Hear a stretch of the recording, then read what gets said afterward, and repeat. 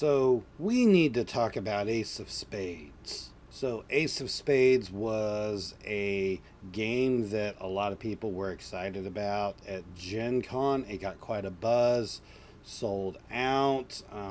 People were having to order it to have it shipped afterwards or stay in lines. Get in lines really early in the morning to get it. And the game has caused a little bit of a controversy. So let me do very quick breakdown on this game. This is Ace of Spades by Devir. The theming of it is that you are playing poker hands against, well, not the devil himself, but demonic beings. A lot of them being resurrected or possessed Western characters.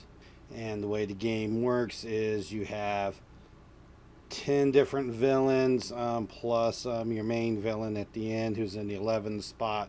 You'll have 4 or 5 from each number, like 4 or 5 different number ones, 4 or 5 different number twos, and so on. And you take one of the villains randomly from those different numbers and lay them out. And by drawing cards from a standard poker deck, you can make poker hands and deal damage to them and defeat them. Now, none of this that I've said so far is where the controversy is here, because this has all been kind of the makings of a pretty good game, and most people that have played it would tell you it is a pretty fun game. The problem is one particular artwork, or 2 different ones that have drawn attention, but really one of them being the really problematic one.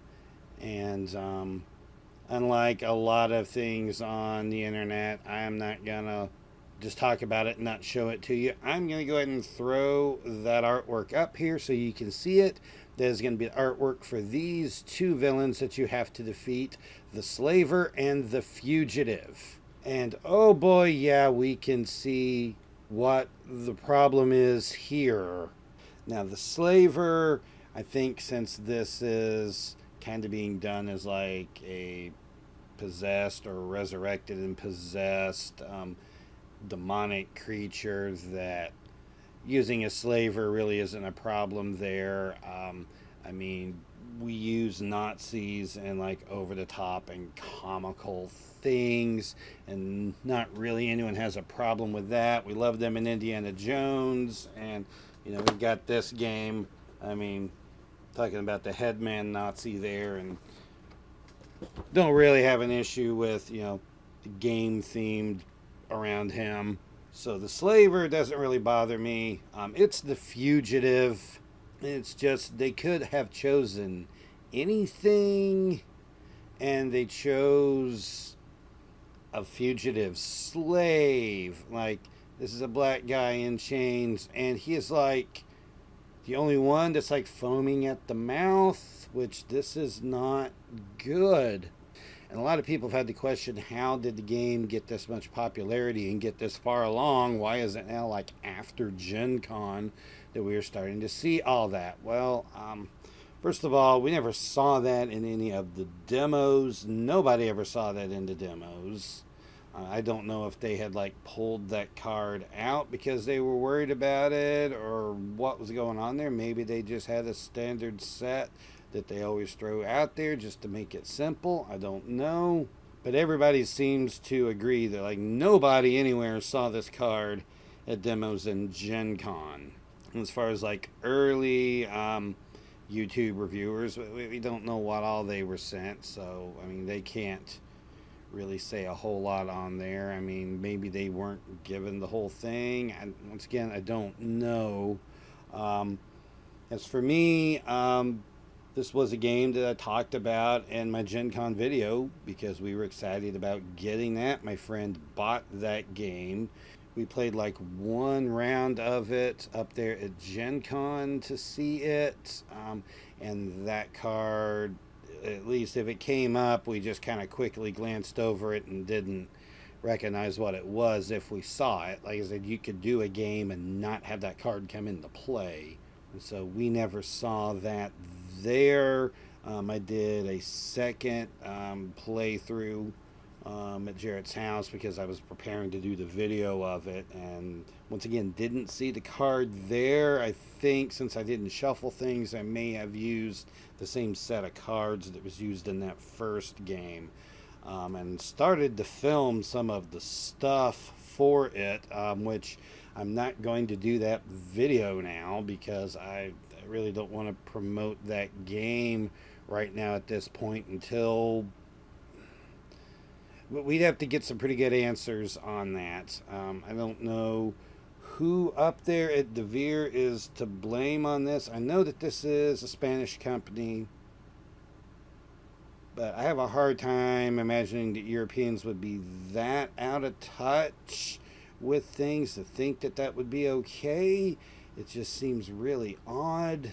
I don't know how much the game designer was involved in it. I know from what he had said, I know from what he had talked about that Devir had taken over a lot of the theming on it and kind of went into a different direction. So I don't know if they were doing the, I don't know if they were like completely in charge of the artwork or if, you know, the artist. I don't know. I don't know who on this, so I don't want to go throwing out blame at people there. But it is some people there at Devir. It's hard to imagine how this would go through the number of steps that it has to take through, the number of people that had to look at that card and say, yeah, that's okay. That's really hard to imagine people, that many people looking at it and saying that that's okay. It just seems kind of crazy that it got to production without several somebodies raising up some flags and saying, hey, this is not good. So anyway, that's what is going on with Ace of Spades. I think it's unfortunate that this happened because once again, this was a really fun game. No, there's a lot of you that have already bought it. There's a lot of you that pre-ordered it, or didn't pre-order but bought it, paid for it at Gen Con to get it shipped to you. And you know, I don't know. Y'all can decide what you want to do with it. I mean, you've already bought the game. You have it. You could like just not use that one card. Maybe on principle you just want to get rid of the whole thing. I can understand either of those, honestly. And I'm not going to judge you, and I'm not going to have any, not going to tell you what to do with the game that you've already bought at this point, because it's very easy to have bought it and not seen that one card in there, which is really the problematic thing.